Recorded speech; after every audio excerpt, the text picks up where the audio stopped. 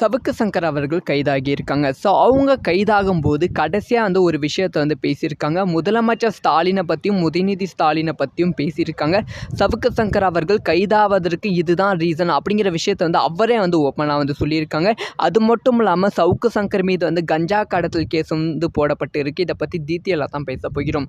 அதான் வந்து சவுக்கு சங்கர் அவர்கள் எதுக்காக கைதானாங்கன்னா பெண் காவலர்களை தவறாக பேசியதால் வந்து சவுக்கு சங்கர் அவர்கள் கைதானாங்க.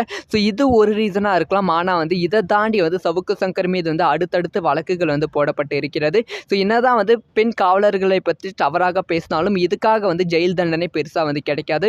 அவர் வந்து ஒரு 15 நாள்லையோ இல்லை ஒரு மாதத்துலையோ ரிலீஸ் பண்ணிடுவாங்க. ஸோ அதனால் வந்து திமுக அரசு வந்து என்ன பண்ணியிருக்காங்கன்னா மீண்டும் வந்து நிறைய கேஸ் வந்து சவுக்கு சங்கர் மீது வந்து போட்டிருக்காங்க. ஃபஸ்ட்டாக வந்து சவுக்கு சங்கர் மீது வந்து கோவையில் வந்து சவுக்கு சங்கர் கூட இருந்த 2 பேர்கிட்ட வந்து விசாரணை நடத்தியிருக்காங்க. அதில் வந்து அவங்க 2 பேரும் வந்து கஞ்சா வச்சிருக்காங்க அப்படிங்கிற ஒரு விஷயம் வந்து உறுதியாகி இருக்கிறது. அதனால் வந்து சவுக்கு சங்கரையும் அது மட்டும் இல்லாமல் அவங்க 2 பேர் மீது கஞ்சா வழக்குகள் வந்து போடப்பட்டு இருக்கிறது.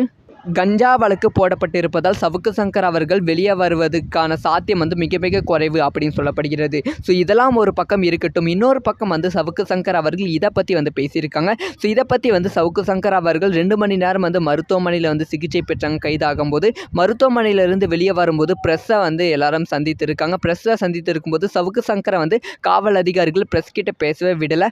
ஆனாலும் வந்து சவுக்கு சங்கர் அவர்கள் என்ன சொல்லியிருக்காங்கன்னா ஸோ வந்து முதலமைச்சர் ஸ்டாலின் அவர்களோட குடும்பம் சம்பாதிப்பதற்கு நான் தடையாக இருக்கேன். அதான் வந்து அவங்க என்னென்ன விஷயத்தில் சம்பாதிக்கிறாங்க அப்படிங்கிற விஷயத்த நான் ஓப்பனாக சொல்லிடுறேன். அதனால் வந்து நான் தடையாக இருப்பதால் வந்து எனக்கு இந்த மாதிரி ப்ரெஷர் வந்து கொடுத்து கொண்டு வருகிறார்கள் அப்படின்னு சொல்லி கத்திக்கிட்டே வந்து குடும்பம் கொள்ளையடிக்க சவுக்கு மீடியா தடையாக இருப்பதால் தான் அதுதான் வந்து இப்போ வந்து இணையதளத்தில் அதிகமாக பேசப்படும் பொருளாக இருக்கிறது.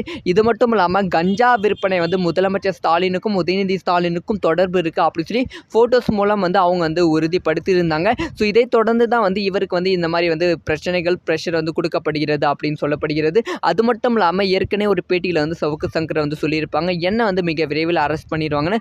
அதே மாதிரி தான் வந்து இப்போயும் ஆகியிருக்கு. இதை பற்றி உங்களோட ஒப்பீனியன் என்ன?